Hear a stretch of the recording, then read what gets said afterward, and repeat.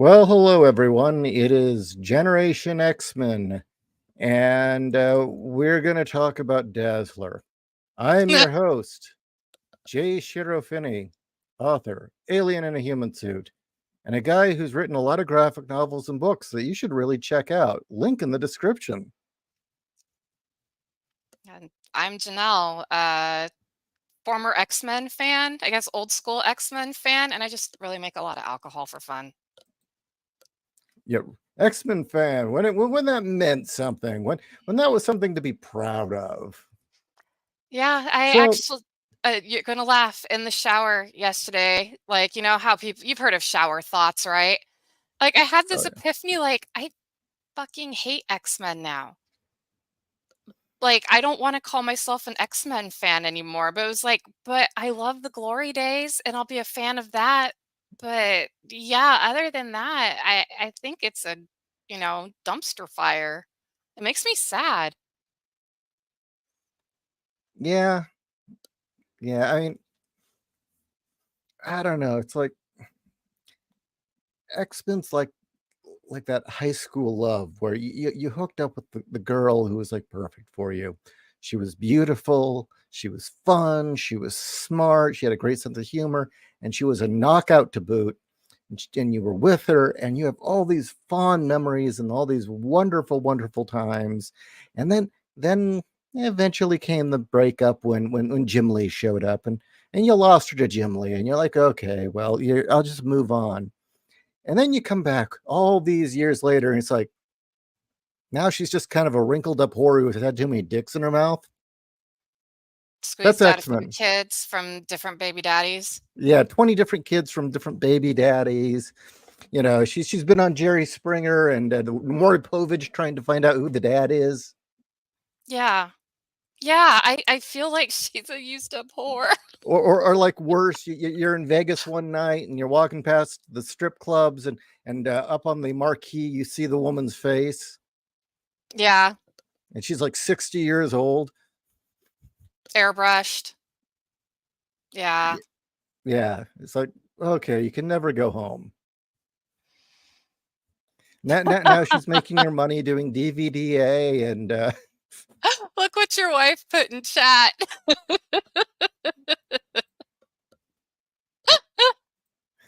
half of those illegitimate kids are named Logan.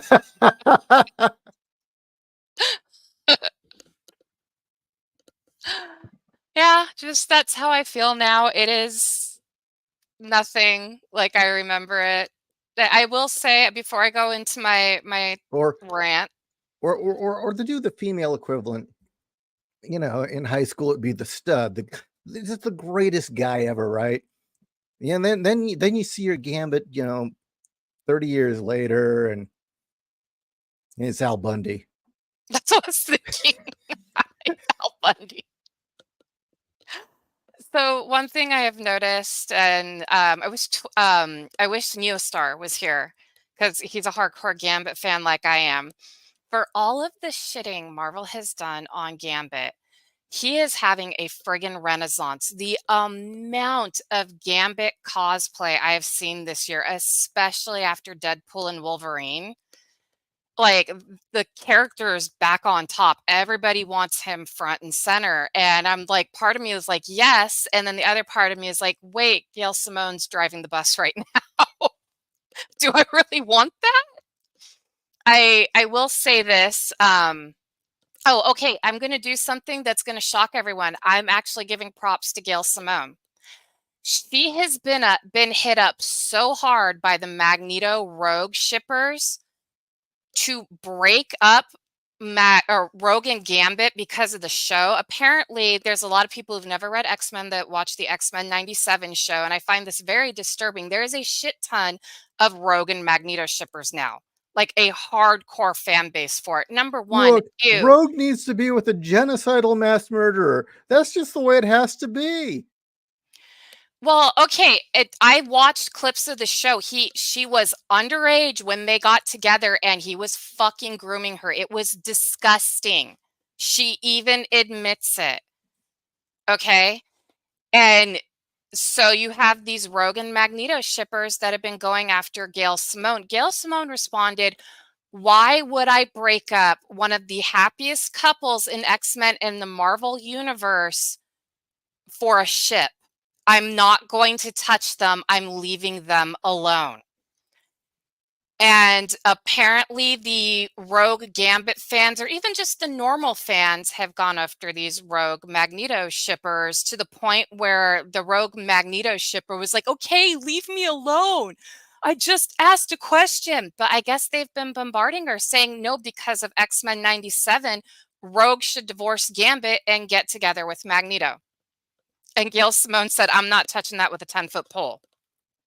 So, Miss Simone, respect for that.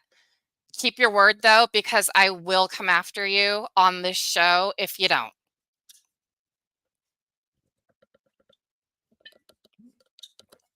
So, yeah, I'm hoping maybe something good will come out of this. Maybe Gambit will be back on top like he was with Claremont and even early Lee.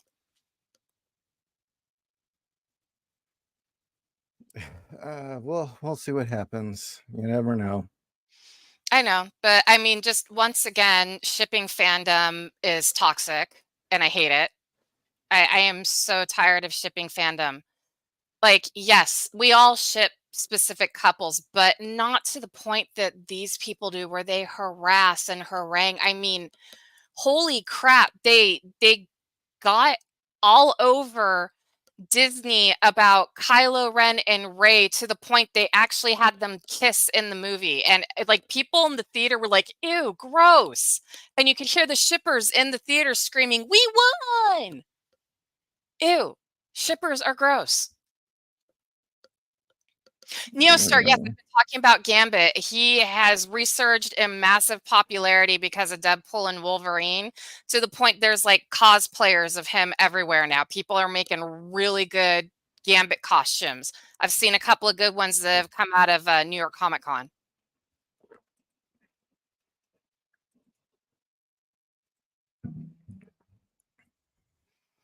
And so now, should I go into my Dazzler rant? Yeah, why not? Okay. So, I am always on the X-Men and the Gambit subreddit because that's one way I find my information, sadly. And the cover for Dazzler, I guess it was for the September one. It's a mini series. She's wearing a Union Jack Dazzler suit. So it's her Dazzler disco suit, but with the Union Jack flag. And behind her running is, I thought was a man, maybe Pete Wisdom, turned out to be Domino. Domino looks like a man on this cover, and a strong guy. So I was reading about it. It's a mini series about her world tour, and the comments were, "Oh yeah, she's the new Taylor Swift." They're basing it on Taylor Swift because us Swifties, we have so much pull. And I was like, "Excuse me, what?" So I did some digging, and yeah, it looks like Dazzler is now Taylor Swift in the comic. Ugh. And you know what? Because Marvel has always been ahead of the curve. And remember when they were filming Deadpool and Wolverine and they kept saying that Taylor Swift was going to be Dazzler, and people were saying, "Please God, no, please God, no," and it didn't happen? Because, Ryan Reynolds listens to the fans. But I'm sure everybody, I remember that because I was panicking. I was like, "Oh God, no, no, no, no, no, no, no, no. Taylor Swift is not Dazzler. Taylor Swift is not Dazzler. Olivia Newton-John is Dazzler, not Taylor Yeah. Swift." But yeah, so they have basically taken Alison Blair, and you know what? I could be wrong, but from the stuff I've seen, Dazzler is now Taylor Swift. And this is her, and also Multiple Man is now her roadie, because, a one-man roadie, he can do everything. Some mutant chick I've never heard of called Shark Girl is her drummer. What an amazing name. And then one of they had the New Mutants, and then they had the New Mutants again when they revamped the school, and Wind Dancer was one of them. And she was like this, "Oh, great, you can control wind." Woo fucking who? You know who else can do that? Storm. We don't need you. She's also there, and they're all struggling. Now, the other thing that bothers me about this, and somebody pointed this out, is Domino looks like a dude. She went from being a wine mom to a butch lesbian, apparently. With the, like I said, look at the cover with the Union Jack outfit, and at first you're gonna think that it's Pete Wisdom with a black eye. Like if somebody can find it, oh my god, Shark Girl is from the Avengers Academy comic a couple of years ago. Well, Avengers Academy was shit too. Anyway, so what else is getting me is everybody's all like, oh, Dazzler, they're finally giving her a world tour. Does anybody remember when Dazzler had her own comic? And there was even a whole part of her comic called Dazzler the Movie, where she made a movie about herself. I know this because I have both the Dazzler omnibuses, and I have an unhealthy obsession with Alison Blair, just like I do with Remy LeBeau.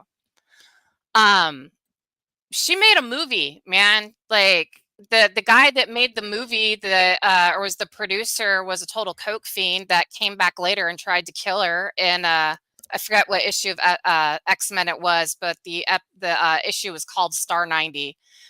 But yeah, the guy was a total fucked up coke addict. She also got together with a man that was like 30 years older than her and was supposed to be Frank Sinatra. And like he wore a girdle and a toupee and like smoked and drank, and he got her addicted to like smoking and drinking. And yeah, it was like all a bunch of soap opera drama. But she made a movie. She made a movie. It was a big deal. In fact, her making that movie was during the publicity stunt where they were showing that she could absorb sound with light. And that's when her mutation kicked into overdrive and she would start to glow, and she sucked all of the sound around the airport out. It was like there was no sound. Nobody could hear because she absorbed everything. And so her powers went into overdrive, and that's why she could do that. And I think that's when she stopped wearing the Walkman, because it was like she could store sound at this point. Yeah. But apparently, Dazzler's never been on a world tour. And I'm pretty sure during the San Francisco arc, she was also on a world tour. And when she was with Excalibur, she was also on a world tour. So. Okay, well, Ralt has an extremely important insight here that I think really does resonate with the zeitgeist of our times. He says, yes, but you are supposed to read Dazzler unburdened by what has been and only function on what can be rather than embrace the past, but she'd always go forward, spinning into the future. So I have to be an automaton that it eats the shit that Marvel puts out for me. Got it. Unburdened by what we have been, apparently. Raltz also talks about Dazzler's breasts were replaced in the 70s CG lemons. Yeah, but the movie was pretty bad. They replaced Dazzler's breasts via 1970s CGI, making it look like she had 2 squished lemons on her chest.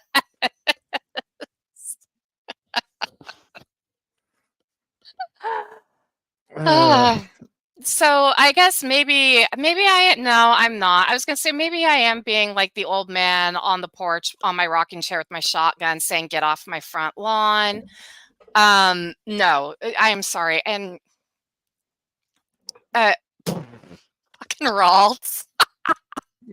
See what he click on what he said at the bottom. Go ahead and read it. And the movie had that awful part where Dazzler fought Snowflame at the party at Woody Allen's house. Oh, good lord. So yeah, I'm an old man. I'd see that movie. Oh, I would see that movie too in a heartbeat. Hell yeah. In fact, Marvel, give me that. I would rather read that than Dazzler's Taylor Swift. I mean, apparently Dazzler's not can't be Dazzler anymore. And the other thing that bothers me too is they completely got rid of her relationship with Longshot. In fact, Longshot's been MIA for a very long time.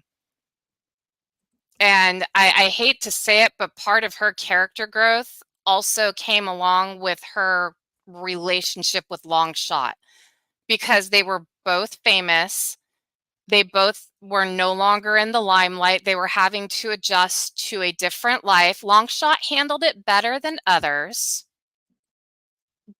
but that was an important part of both of them. And and then like they had she was pregnant, and then they said she wasn't pregnant. And then they said she was pregnant, but they erased her memory, and she really did give birth to Shatterstar. And I don't want to go into that. I've gone into that a couple of times on the show already. I'm flogging a dead horse, and now it's ground meat. But yeah, why? This is the thing that kills me. Why do established characters now have to be pasted on to idols and musicians today? Lack You of know? creativity, just like everything else. Yeah. I mean, holy shit. Just no. I mean, really, really, if you were to stick with the original spirit of what Dazzler was, disco phase or 80s phase, it doesn't matter. Really, what she should be getting involved in is the kind of the EDM dance scene. Hell yeah, she should be more like, and I know people are going to say that I'm weird for saying this, but she should be more like Charlotte Gainsbourg, not Lars von Trier, Charlotte Gainsbourg. No, no, no, no, no. We're not talking about Dazzler going and doing the movie Nymphomaniac. But Charlotte Gainsbourg was one of the big electronic artists that came out of Europe. She was amazing. Listen to her stuff. She's definitely EDM. Fuck, I'd even be okay with her going down the Kylie Minogue route. Oh yeah, her too. But Taylor Swift, no. Yeah, Nah. no. I just don't really see Dazzler's entire repertoire based on hating her ex-boyfriend. Yeah, who's a friggin' hero that led a rebellion that she co-led in the Mojoverse. That's what I said. He's MIA. Why isn't he back? And apparently, I guess he's no whatever the fuck, the guy she's dating now. That's the football player that's super woke and wanted everybody to get the vax shot. Wait, she's dating that football player in the comic? No, I'm saying that's probably why Longshot hasn't come back, because she's not. His last name is Kelsey or Kels or something. I don't know. I don't care. His team won the Super Bowl last year and then went and celebrated at a strip club for a week in Las Vegas or some shit.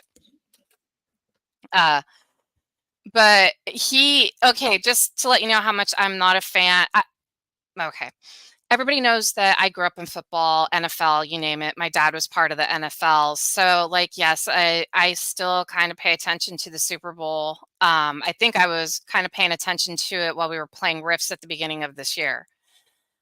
This asshole got mad at the head coach, who has, I think Andy Reid's the guy's name, and grabbed him and pushed him because he was mad. Now, this dude's like in his 70s at this point. Who the fuck do you think you are that you can push your head coach? That's the dude she's dating or are now engaged to. So yeah, if they're going to try and put Longshot on him, yeah, no, that I'm not going to be down with that. So yeah, I mean, Dazzler was never never meant to be a Taylor Swift anything. Originally, she was supposed to be more like Diana Ross and then Grace Jones, but then they decided not to go with the actual character named Disco Queen, and they made her white, and she came off more like Olivia Newton-John. And then for the 80s, I would say what BGC said, Debbie Harry is more how I felt she was, with moving from punk rock to new wave. Yeah, actually, I would agree, and even kind of her attitude fits. And then Silvestri, towards the end, had her move even further from that, not be Debbie Harry. She was more like the lead singer from Roxette. He even gave Dazzler the heavy tan and had her hair platinum blonde, and she'd wear the ice pink lipstick, which is what a lot of women looked like in the late 80s, especially Human League and stuff too. They all had that short cropped bleach, platinum blonde hair. They had a tan, and it wasn't tan in a can either. This was back in the day when you didn't give a shit about skin cancer, and you actually put coconut oil on and let yourself get toasty like a Thanksgiving turkey in the oven. I think So, one of the problems we're running into is we live in an era where there are very few pop stars. And, that was by design with the record companies. is that why Taylor Swift's such a friggin' phenomenon? Like, they say she's the next Michael Jackson, that she's surpassed him. Yeah, it started in the 90s, is the record companies started to decide that what they wanted was to go to a model in which the bands were disposable and that the songs were all that mattered. What they always do. Oh, yeah, I know. I mean, I remember when that happened because all of a sudden you had Britney Spears, Christina Aguilera, the Backstreet Boys, NSYNC, 98 Degrees, Mandy Moore, Jessica Simpson, and they were all the fucking same thing. And don't get me started on the rap, hip hop, and R&B artists, because they were all the same too. And there's like a plethora more of them compared to like mainstream pop.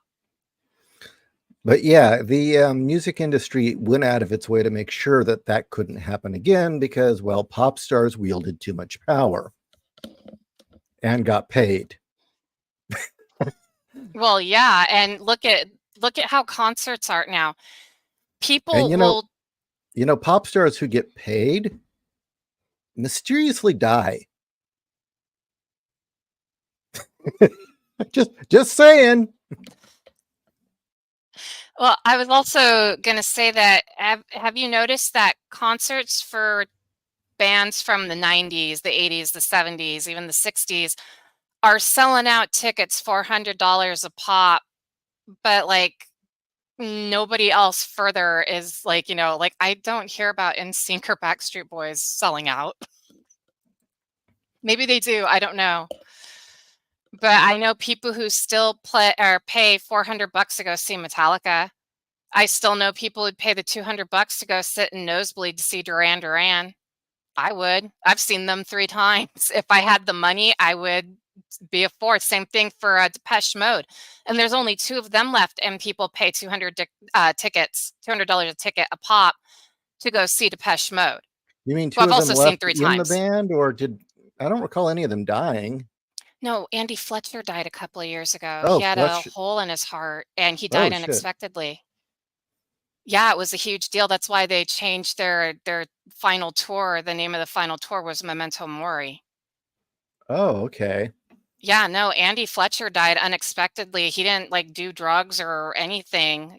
He was the guy that, even though he couldn't play instruments for shit, Alan Wilder had an issue with that. And that's for a show for another time. Yeah. Long story short, though, Andy Fletcher kind of did all the business stuff for the band.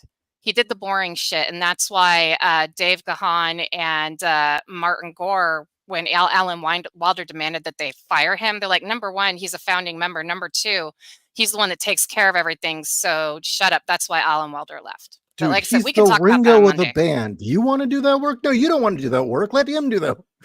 Yeah. Do you want to keep the books?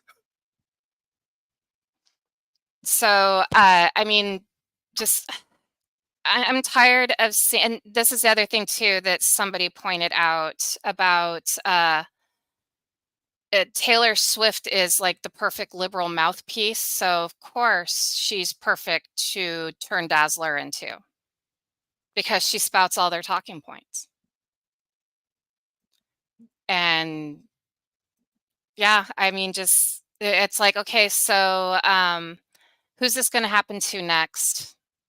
And I really hope it doesn't happen to anybody next, because we already had Iceman basically has his entire personality erased, so Cena Grace could map himself onto him. So we've lost Iceman too.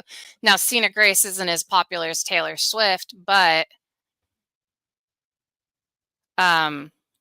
yeah. Well, okay. So we already know what's wrong. How would you do it right? Me? Yeah, you. Okay, you know what? I would do something that a lot of people are like, but she's a pop star. I'd have her retire and go back to the X-Men. Doesn't Well, have here's to be the Outback, but she can do what Lila Cheney did. Lila Cheney would come back and do massive concerts that everybody would go see, and then she'd go off and steal shit in some other galaxy.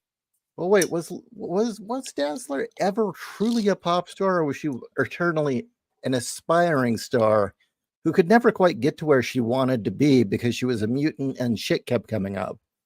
She finally made it, and then Malice possessed her. And then Okay. she had to go hide with Lila Cheney's band, and that's when she started dyeing her hair black, and she was the keyboardist for Lila Cheney's band. And so she wasn't aspiring. She finally made it, and then just like what happens to all X-Men, you know, they get knocked off the pedestal. That's when Malice took over and then had Allison decide during one of Lila Cheney's concerts to sing over Lila Cheney and start singing the lead and take over the concert, which like freaked out the rest of the band. And then Lila Cheney told Dazzler to stop her shit. And Dazzler was like, no, fuck you, I'm better, and left and announced who she was, because this was Malice doing this to her.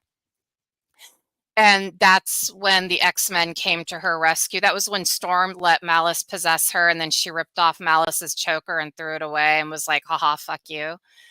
And that's how Dazzler joined the X-Men. Then when San Francisco happened, when they moved back to San Francisco after Jean died, she became what the allegory was for Lady Gaga. So actually, I take that back. They printed Dazzler onto Lady Gaga, and she became the LGBTQ musical icon. Because That remember, hurt. I remember yeah, when Mags did that. That was a shit show. Mags took it further, because after San Francisco, Dazzler left the team, left being a musician, got the mental illness haircut, including the dye job, went fully hot topic punk, and became a roller derby queen. I'm not joking. Look up Dazzler roller derby.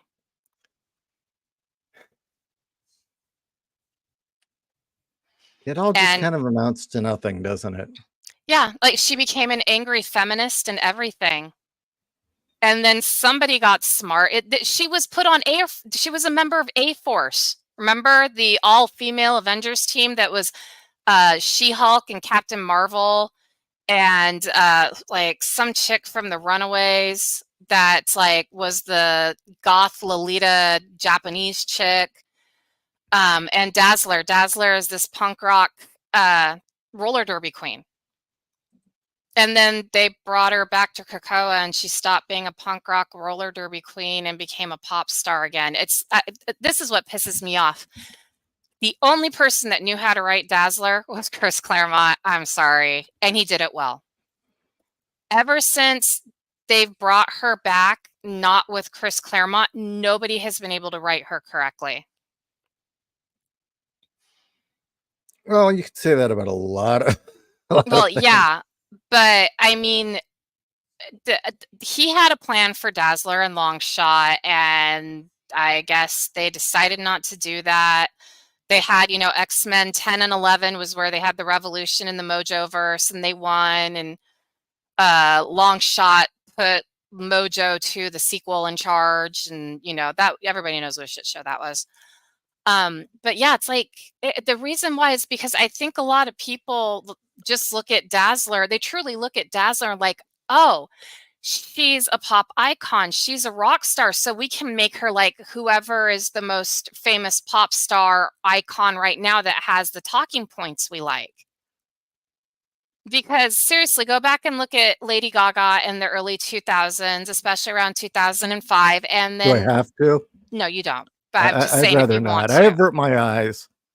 And that's the same time Dazzler came back, and she was basically pulling a Lady Gaga / Bette Midler, and not like Bette Midler, who was singing at the gay bathhouses in the 1970s. She was singing at all the mutant hangouts, you know, because San Francisco was no longer the queer capital of the United States. It was all now at this point in the early 2000s. It had also declared itself the mutant capital of the United States. And then, you know, you had basically the same thing where the people who hated gay people, but now they hate mutants, come in and cause problems, and people get attacked. And so they decide to resurrect Magneto's asteroid M out of the ocean and build their mutant utopia. But that failed. So, you know, I mean, recycling ideas again. I guess this time it was Krakoa. I mean, you noticed that too. They had their mutant utopia that was in international waters. So yeah. I don't know. So Ralt says here that, and you had the costume on the poster from her disco days, but the whole time in the movie, she was wearing that god awful Joan Jett wannabe costume for the entire movie. Did you know that you can put a big section of the book or movie or TV show on your novel, and you're not supposed to put a single line of song through, even though they sing it? Really? That explains why when you read books, when, you know, they give a catchphrase, not a full line of verse from a song, or they just talk about the performer of said song. Stephen King did that a lot. So wait, you can put a verse from a song in, but you can't sing it? I think you can sing it, but you can't put the verse in. I don't know. It's bizarre. Oh, here, that's the other thing too. At the end of each issue of Dazzler, the miniseries, you get to look at her songwriting notebook and see the actual songs she'll be singing on her tour. Yeah. I don't even know what to say. Yeah, it just...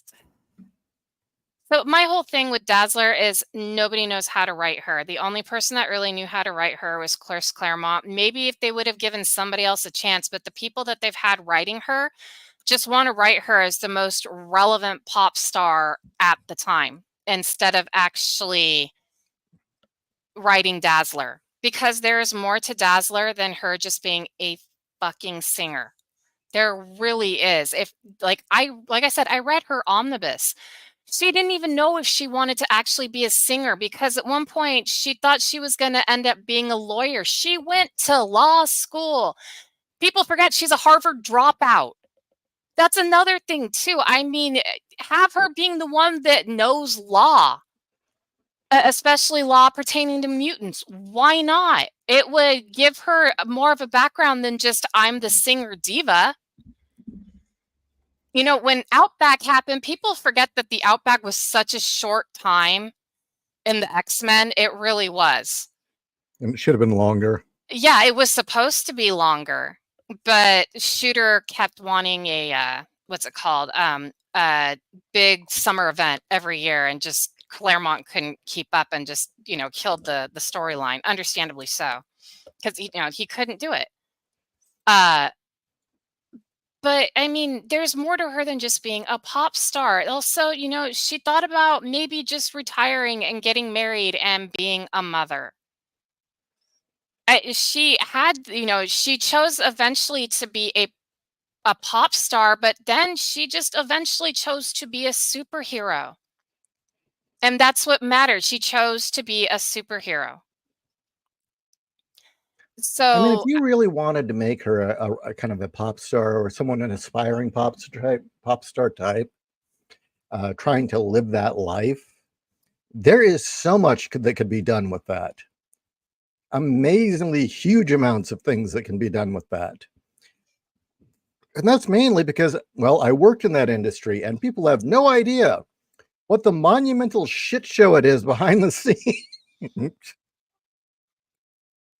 I mean, of course, we've got the obvious stuff, you know, dealing with the record label or the sex and the drugs. But what you don't know about is things like, first, the ridiculous rivalries you'll get down to, you know how in wrestling you'd have the pro wrestlers giving these speeches right? About how they were Oh, going to yeah, kick yeah, each I know other's what you're talking. asses. Yeah, yeah. You would get musicians talking like that about other musicians. Now, granted, they were usually blasted out of their mind on something, but yes. Or they might be really stupid pretentious.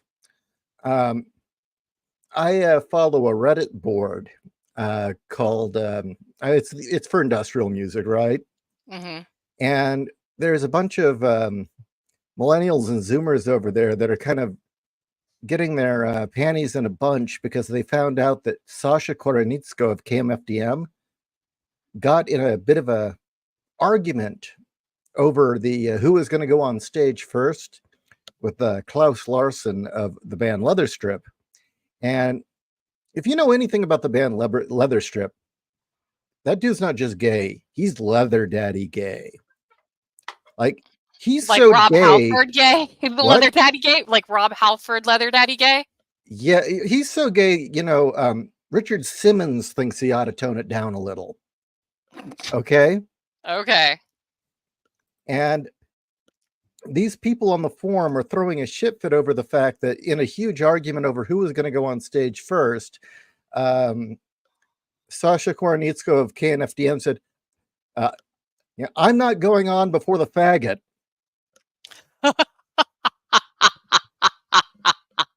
And these kids are debating over whether or not KMFDM really is a liberal band against fascism if they're homophobic.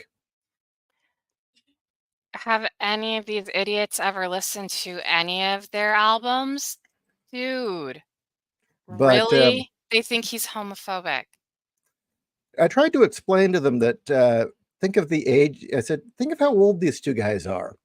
That word really doesn't mean a whole lot back then. I was gonna say, I don't think the other guy was insulted. He probably laughed.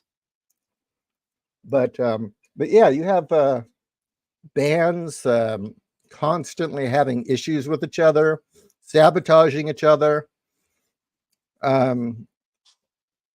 Yes, it's amazing how many of them always have at least one story that sounds like The Hills Have Eyes or the Texas Chainsaw Massacre, where the bus broke down at the side of the road and they had to get help from the weird family of meth heads. Yeah, there's so much you could do with it. Or Yeah. the mistake of bringing the wrong groupie on the bus and then she clears you out. Well, You I wake mean, up and everything's gone. just imagine the constant amount of fans and groupies that would be surrounding the X Mansion at all times. And, just imagine Logan coming out there, morning beer in one hand, cigar in the mouth.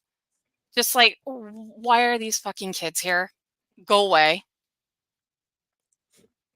There's plenty you could do. By the way, Dominic Powell says we have Brian Michael Bendis to thank for Dazzler's punk rock roller derby queen look. He's the one that did that. Well, Brian Michael Bendis can, you know what? I don't need to say anything about him. No, we've already said enough about him. I'm just like, I'm not surprised. Thank you, Dominic, for clearing that up. I had no idea who all of a sudden turned Dazzler into that. It was she didn't even look like her anymore. She had dyed her hair blue black, with the mental illness haircut, and she had only one side of her face done in the Dazzler makeup, and she was like wearing the plaid, skirts and the torn up fishnets, and it was just like, oh God. Another fun one is when scheduling gets weird and bands that shouldn't really be performing together perform together. So like I'm trying to remember what the example was, but I remember it was some sort of kind of grunge Pearl Jam kind of a wannabe band, talking about their feelings and their memories of their first girlfriend and that kind of shit. Yeah. And they were scheduled with the next band to follow is like this death metal band that's spitting blood all over the audience. I mean, there's plenty you could do with it. They don't even have to involve mutants or anything.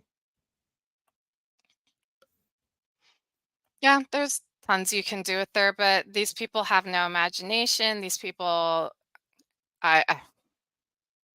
We've said enough about it. Like, everybody knows they suck. The only thing that matters to them is their identity and their politics and their beliefs and their fan fiction. I mean, this is somebody's fan fiction. Somebody can now, they have Taylor Swift that they can write about. And yeah, I mean, Gail Simone is having everybody eat and be called the wrong names, and just it's killing me. This isn't X-Men anymore. I wish that the entire team would just get wiped out. Every single mutant wiped out, gone from Marvel for like 20 years, killed them all off. I mean, Storm's not even an X-Man anymore. They said they've had her move to the Avengers because Sam Wilson, the Falcon slash the new Captain America, asked her to join his Avengers. So she bailed on the X-Men because, it was a step up to join the Avengers. Really?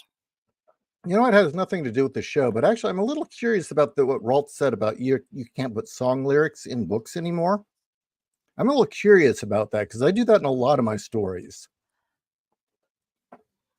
That's a little concerning. I mean, for any of you who have read Death Wore Grease Paint, I mean, there's an entire portion near the end where a character is singing "I Did It My Way" while pulling his intestines out. Is this before or after the guy that shows up with the Cthulhu mask covered in KY jelly? Oh, after. Okay. That scene lives rent-free in my head, Ishi. The intern dressed in the black Speedo with the Cthulhu mask on covered in KY jelly has stuck rent-free, and glitter, rent-free in my head since I read that mask, story. Yes.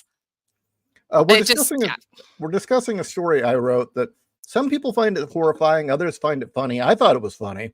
I thought it was hysterical. About a character who's directly based on Steve-O, by the way. And the idea is that he's this loser who's got his brother-in-law gave him a job at a public access station to do a Captain Kangaroo type kids show, or Bozo the Clown.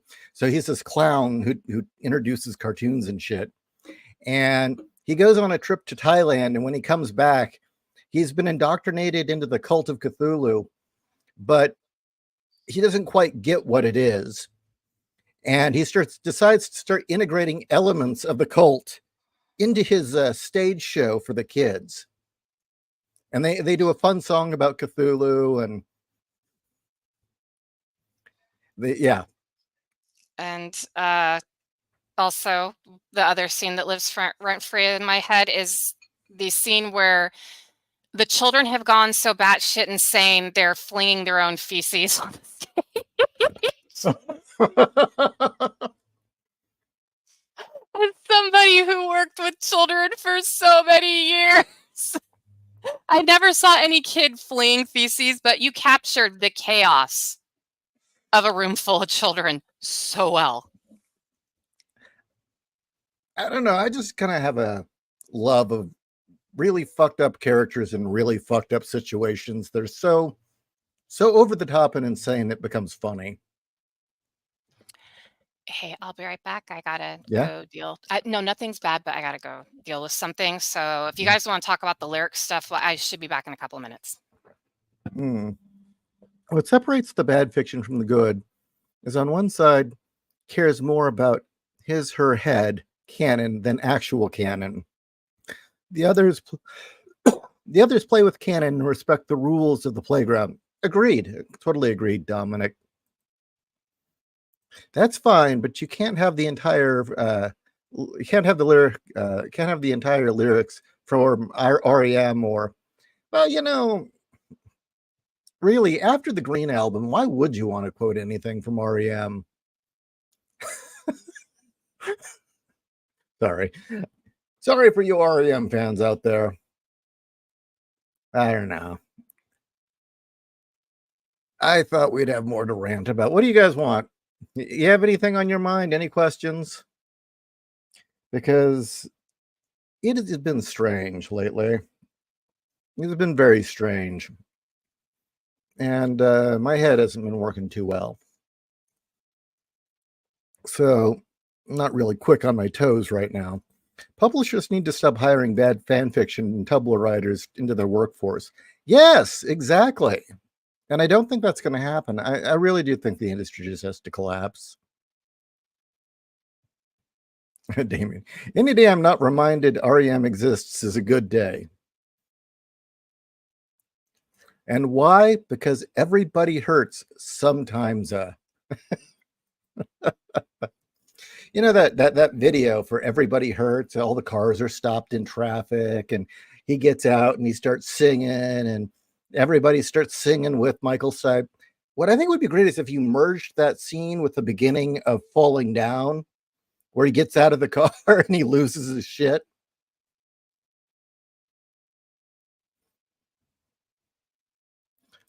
What do you think about the comic Spider-Boy introducing Hulkette, or the comic about toddler Avengers?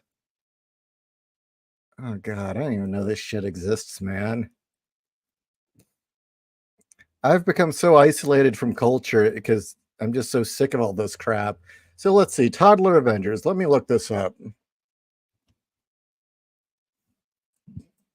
Uh,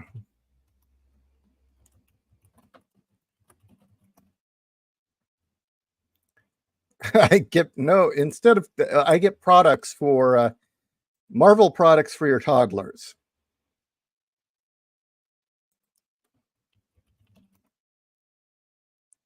Uh, Avengers No Surrender. I think that's it. This looks fucking retarded. Oh, Marvel. What the fuck is your problem? Okay. Let's see if I can find Captain Marvel Goes to School. Captain Marvel's Halloween. Jesus.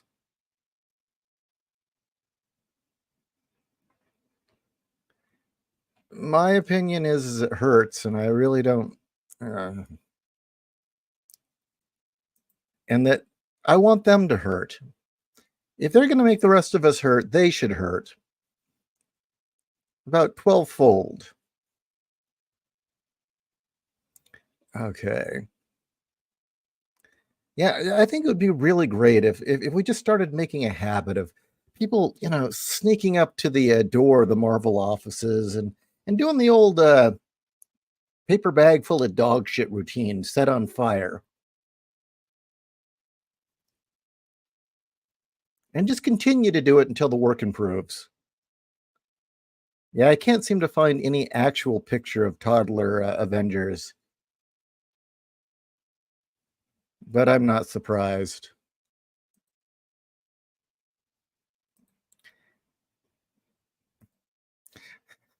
BGC. That would work. The opening scene of Falling Down with Everybody Hurts as the soundtrack.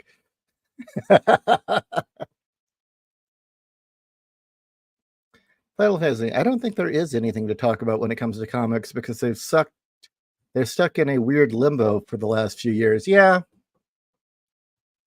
Yeah. And if I had an artist, I'd change that, but whatever.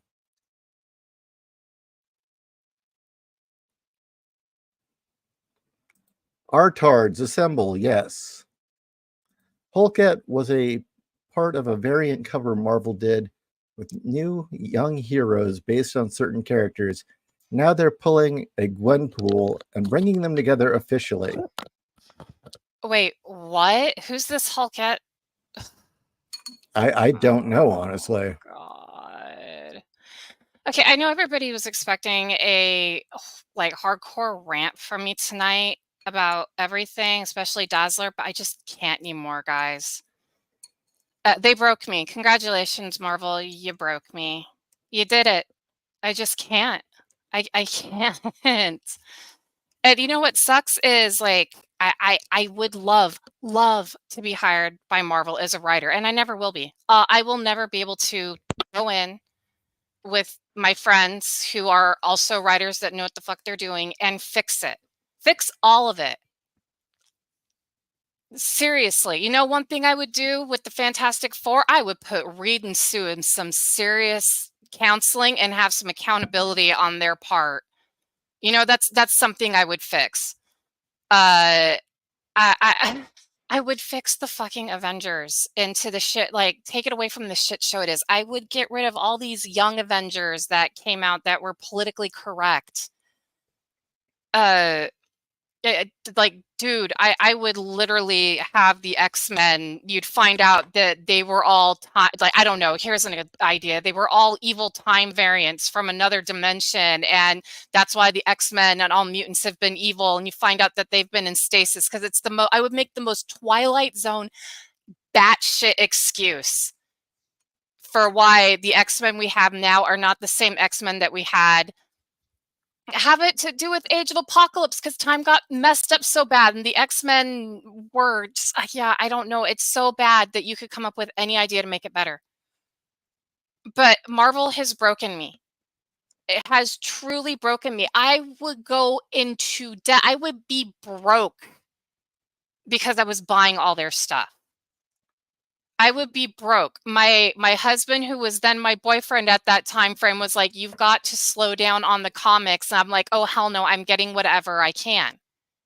They had my paycheck. I had signed it away to them. They were making money off of me, and I know I wasn't the only one. But they have broken everything so bad that they've driven away their paying customers. Because I can tell you right now, a good chunk of their quote unquote fan base pirates that shit. Oh yeah, actually, that's been a continuing problem. Is that the fan base they've attracted don't buy comics? They No, and pirate it.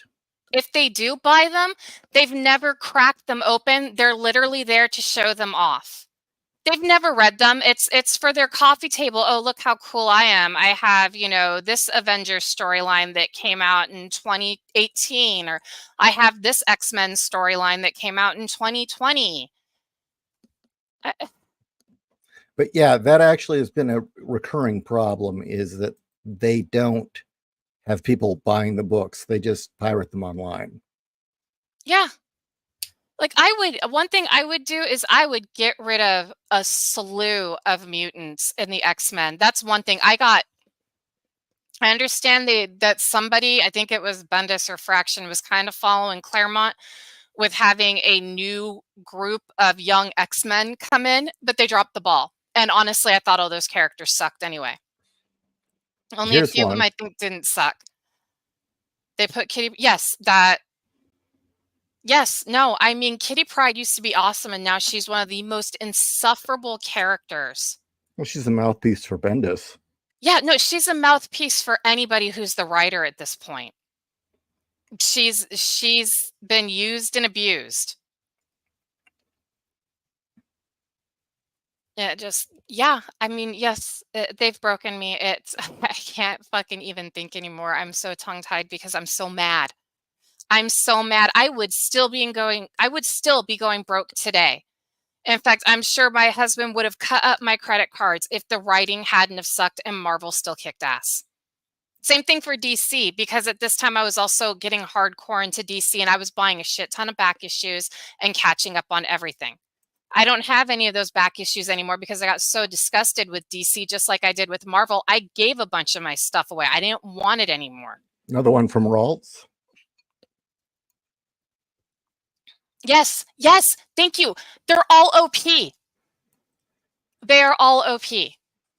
I am so tired of all these mutants having godlike powers. It's okay to have a really good set of powers. I mean, I'm looking dead center right now at Colossus. Great power set. Can turn his skin, even his eyeballs, into organic steel, and he had super strength. Hold on for a minute. Hi, baby. Sorry, my husband just came home. Great mutant power. He was not invulnerable or indestructible, but he could take some pretty good punches. You know what I mean? But he wasn't godlike. Same thing with Storm. Storm can control the weather. She's a weather goddess, but they made sure to give her crippling claustrophobia to curb the whole OP-ness of her powers. That sounds funny, OP-ness. Sorry. Well, that and at least when Claremont was writing her, she had a constant awareness that by using her powers, there was a butterfly effect. If she caused a storm somewhere, it was going to affect somewhere else. If rain was going to come pouring down somewhere she caused, somewhere else was going to get a drought. And that's why she didn't unleash things like hurricanes or tornadoes or other major events unless it was a world-ending, event. Like, you only saw it in the crossovers or the major events. So, yeah, that was one thing I really liked. Like, she was always worried that she could cause a drought someplace in the world if she was giving another place that was desperate for rain, the water that they needed, even though it was unnatural to do so.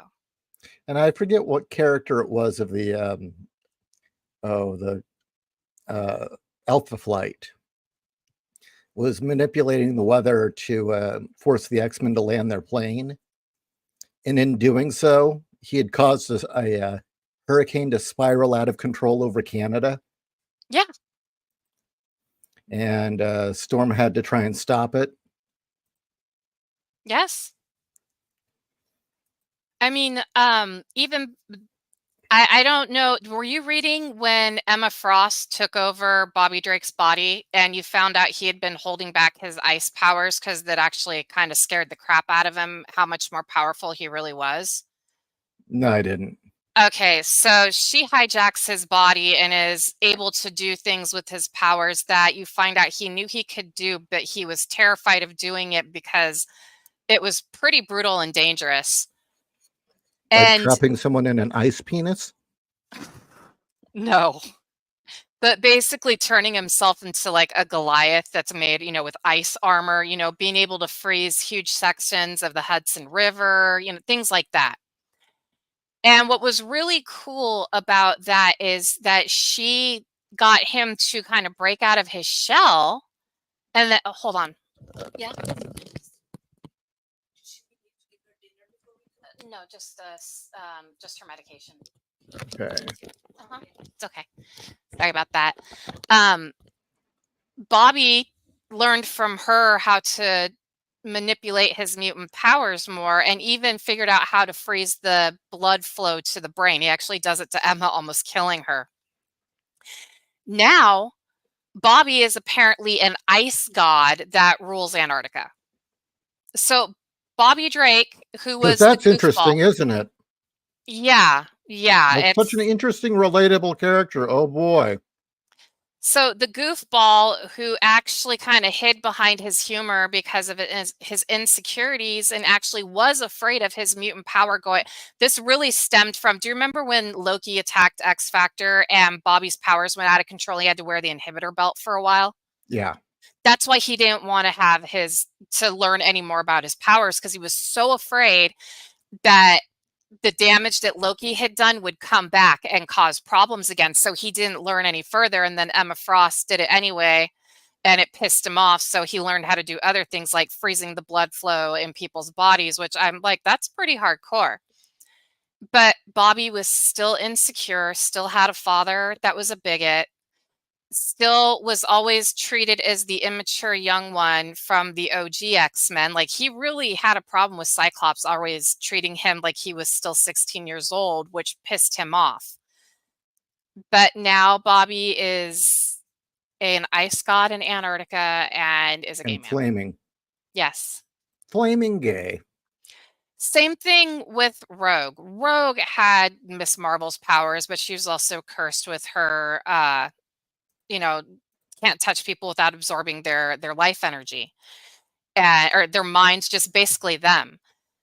And now I think she can control her powers or turn them off and on when she wants. And like, part of the appeal of Rogue was her having to learn how to function without touching people.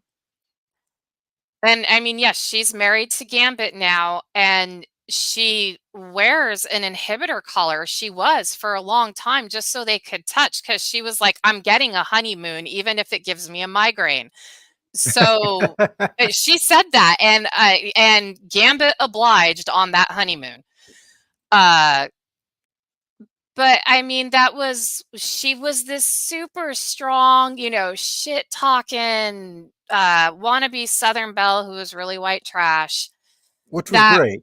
yes, but her flaw was that she was really a scared, insecure girl on the inside who was teetering on schizophrenia because she had way too many personalities in her brain.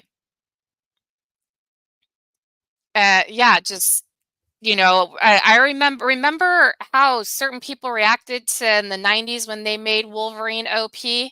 That's how I was introduced to Wolverine, and I hated the character because he was a Marty Stew.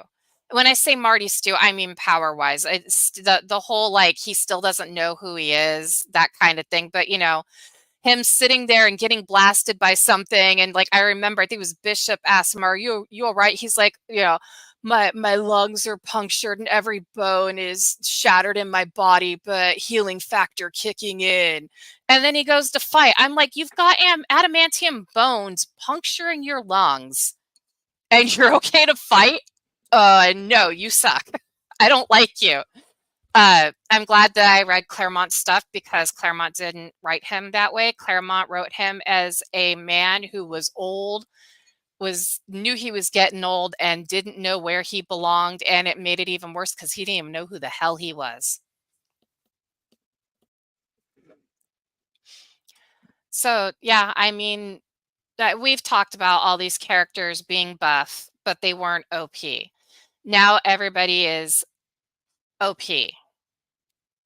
And it sucks. And like Jean Grey is the Phoenix again. She's ascended to godhood as well because they didn't know what the fuck to do with her when they brought her back. They never should have brought her back in the first place. She had already ascended to godhood as the white Phoenix of the Crown. That was the only thing I liked that came out of the early 2000s is they finally had Jean ascend to true godhood, and she merged as one with every single Phoenix force across space and time. She was the Phoenix. She was the white Phoenix of the Crown. She was the greatest of them all. She even had her own dimension called the White Hot Room. She even would contact Emma now and then and give her snippets of what was going to happen in the future. She was now their god. When I say god, they weren't worshiping her, but I mean, she had ascended. It was great.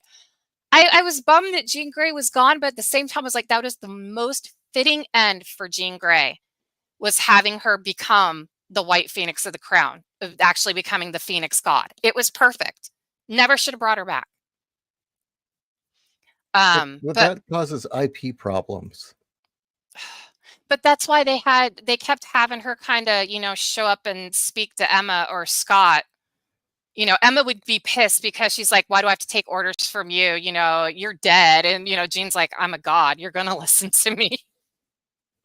And the greatest thing she did too to fuck with Emma is whenever Emma would be talking to someone, sometimes she would project her own image over the person she was talking to. So say Emma would be talking to Scott, and then all of a sudden Scott looked like Jean.